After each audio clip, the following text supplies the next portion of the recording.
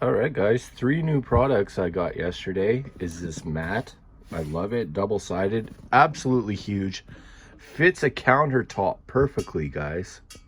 And it's one of those self-healing cutting mats. I bought 2 of these in the last couple days.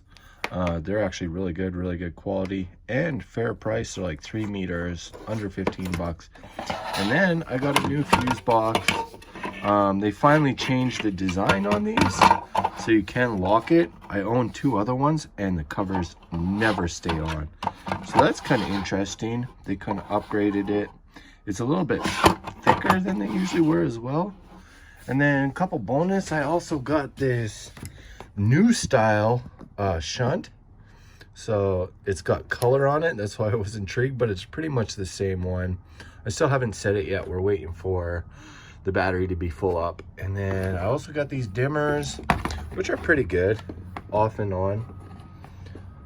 Some of them, when they're really low, they do kind of just like glitch out a bit, but whatever. And then that's it, guys. That's where the truck is at right now. For the back corner, I got the box, the bed in. That's where we're at.